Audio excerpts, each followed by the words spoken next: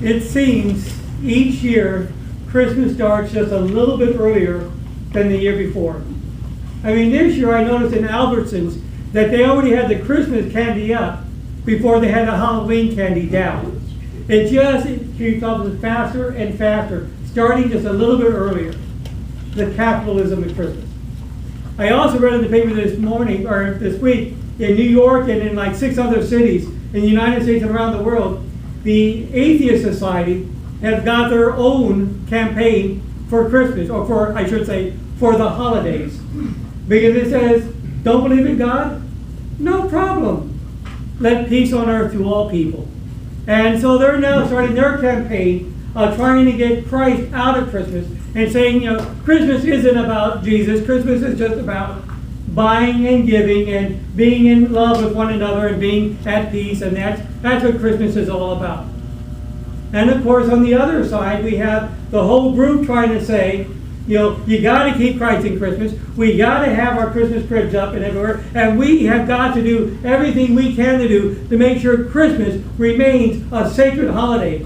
We have to make sure that the government professes a Christian nation. And all the world understand that Christmas is about the birth of Jesus Christ. They have got to understand that.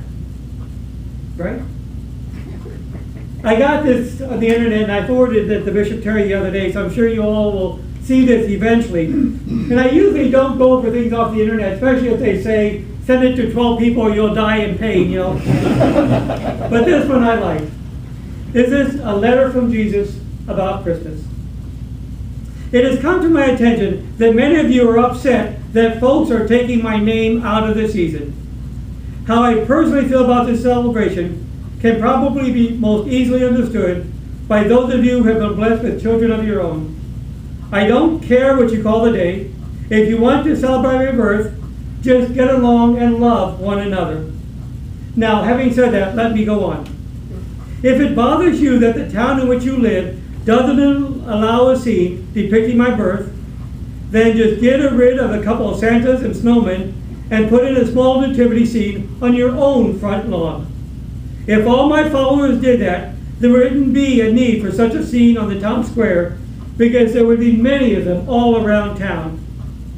Stop worrying about the fact that people are calling the tree a holiday tree instead of a Christmas tree. It was I who made all trees. You can remember me anytime you see any tree.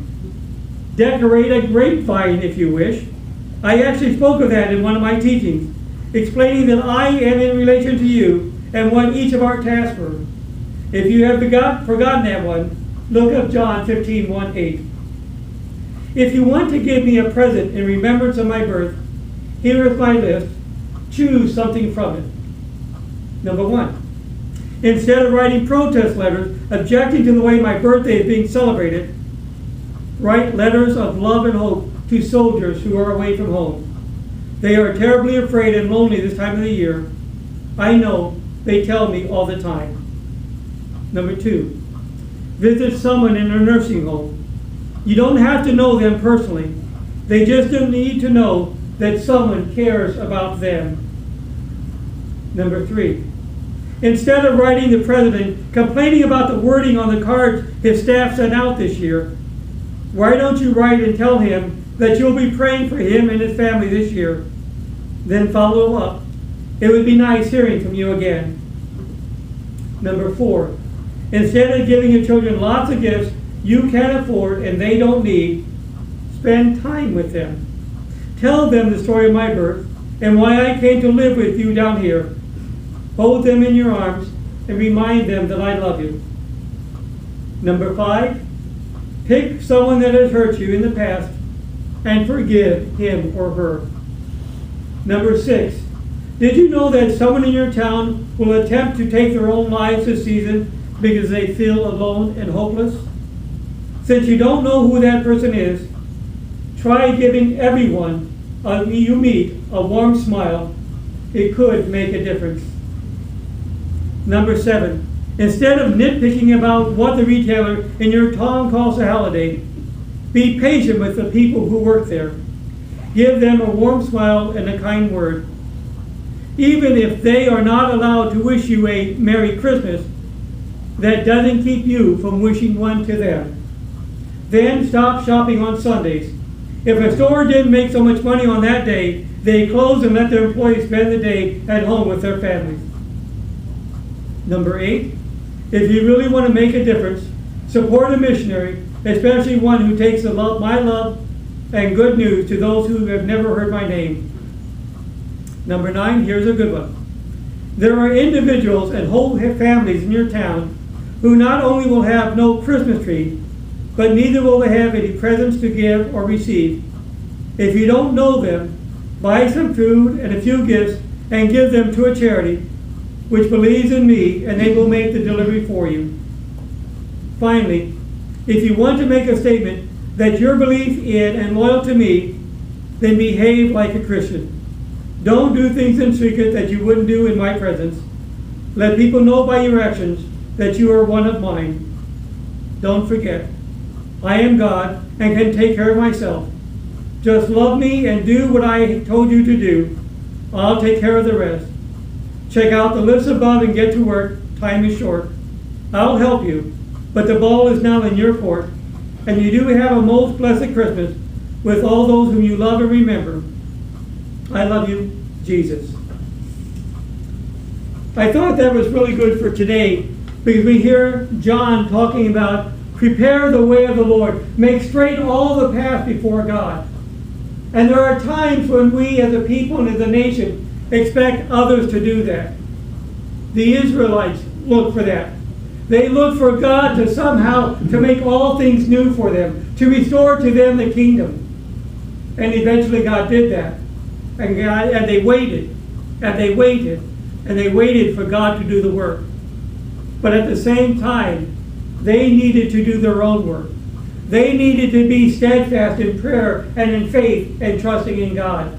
They had to make sure that their faith and that their religion and their beliefs stayed strong in a distant land that did not support them and support what they believed. They had to hold on to their identity as a nation beloved by God while they were scattered throughout all nations.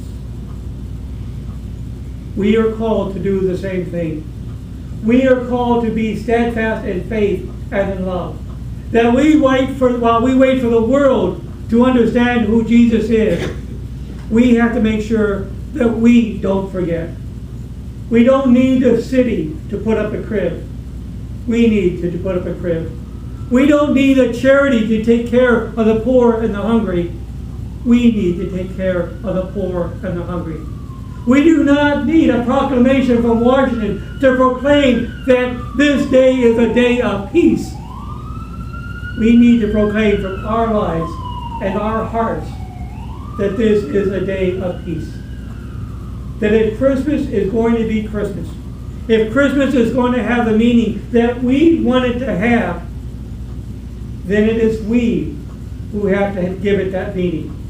It is we in our lives, in our faith, in our prayers, in our actions, in how we treat one another, and how we treat this season, that will either make it or break it. See, for the Jewish people, they didn't have the support of the government. They had each other, and they had their God. Why should we need any less? We have each other, and we have our God. This Advent season, this Christmas season, will be special, will be blessed, because of what we do. How we work to prepare the way, our hearts and our lives, to receive the salvation of our God. I would like to leave you with one last thought, and that came from the second reading. May God, who has already begun the good work in you, continue his blessing.